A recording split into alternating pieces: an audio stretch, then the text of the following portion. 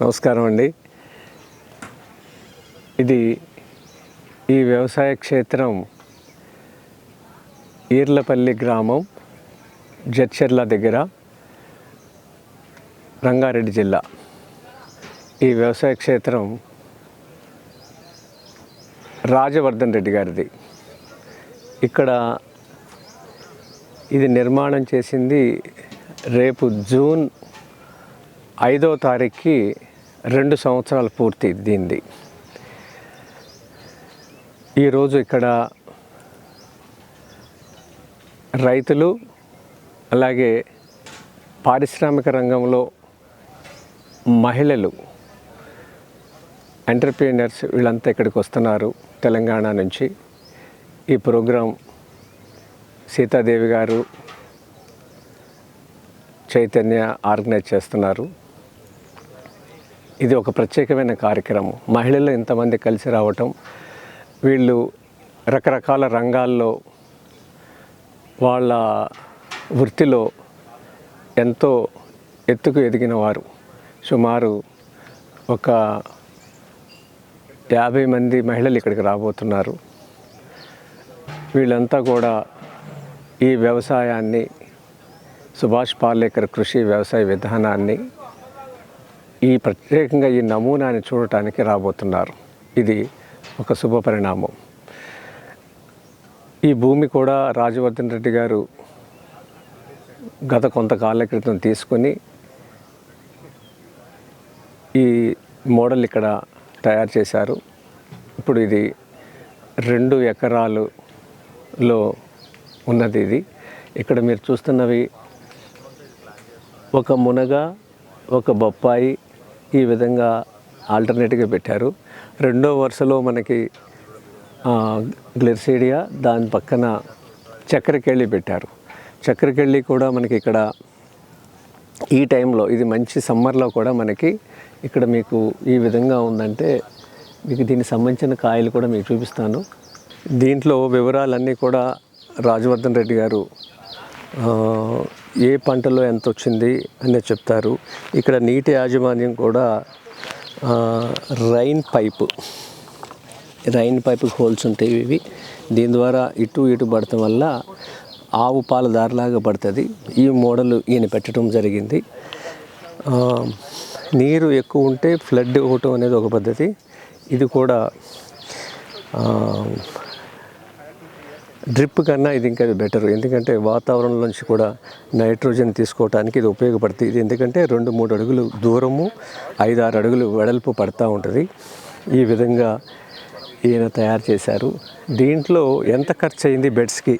Bed కూడా height ఎక్కువ లేదు. డెల్టా ప్రాంతం కాదు కాబట్టి ఇది ఒక 6 అంగుళాలు మాత్రమే కాలం నుంచి దీంట్లో ఉన్నది బెడ్. ఇదంతా కూడా రబ్బీసు మరంతో నిండిన నేల కాబట్టి ఇక్కడ మన నల్లరేగడిలో నీళ్ళలాగా నిలవ ఉండి పట్టుకోవడానికి ఎక్కువ గుణం లేదు, ఆస్కారం. ఇలాంటి నేలలో కూడా డెల్టాలో కాకుండా, నల్లరేగడి నేలలో కాకుండా, ఇసుక నేలలో కాకుండా, ఇలాంటి రబ్బీసు ఇంకా ఇలాంటి ఎర్ర నేలలో కూడా దీన్ని తయారు చేసుకోవచ్చు. దీంట్లో ఈ 5.5 అడుగుల వెడల్పు బెడ్లో ఇక్కడి నుంచి ఇక్కడికి పసుపు పెట్టడం జరిగింది. పసుపు అయిపోయింది. ఈ పసుపుకి మధ్యలో ఇలాంటి నేలలో అయితే అల్లం కూడా పెట్టుకోవచ్చు. డెల్టాలో అయితే అల్లం రావట్లేదు, పెట్టద్దు. నేను పెట్టాను, రాలేదు. ఈ నేలలో అయితే ఖచ్చితంగా వస్తుంది. లేదా 3 వరుసలు పసుపు పెట్టుకున్నా కూడా మంచిదే. అంటే ఇప్పుడు మనం ఇక్కడ ఒక అడుగు వదిలిపెట్టేసి, ఇటు ఒక అడుగు వదిలిపెట్టేసేసి మధ్యలో ఇంకొక లైన్ పెట్టుకున్నా కూడా మనకి 3 వరుసలు పసుపు రాస్తుంది దీంట్లో ఆయనకి 1 ఎకరంలో 8.5 టన్నుల పసుపు, పచ్చి పసుపు రావటం జరిగింది. రైతులకి విత్తనాల కోసం అట్టి పెట్టారు. కొంత వాళ్ళు కొమ్ముల కింద అమ్మటం జరిగింది. దీని పూర్తి వివరాలు రాజవర్ధన్ రెడ్డి గారు చెప్తారు. అలాగే ఇంకా వేరే ప్రాంతాల నుంచి వచ్చిన వాళ్ళు కూడా, ఈ పద్ధతిలో చేసేవాళ్ళు కూడా దీని గురించి మాట్లాడటం జరుగుద్ది. ఈరోజు 9వ తేదీ మే నెల 2026న జరిగే ఈ కార్యక్రమానికి సుమారు 200 మంది రిజిస్ట్రేషన్ చేసుకున్నారు. త్వరలో ఇదే కార్యక్రమాన్ని పల్నాడులో వెంకటేశ్వర గారి దగ్గర చేయబోతున్నాము. రంగప్రసాద్ గారు కూడా ఇది రీసెంట్గా స్టార్ట్ చేశారు.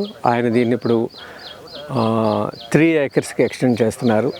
అలాగే వెంకటేశ్వర గారు 15 ఎకరాలు చేయబోతున్నారు, 2 ఎకరాలతో మొదలుపెట్టి. ఇవి క్షేత్రస్థాయిలో నేను ఎవరి దగ్గరికి వెళ్ళలేదు. ఇప్పుడు దీన్ని ఇంకా వేగవంతంగా ప్రచారం చేయటానికి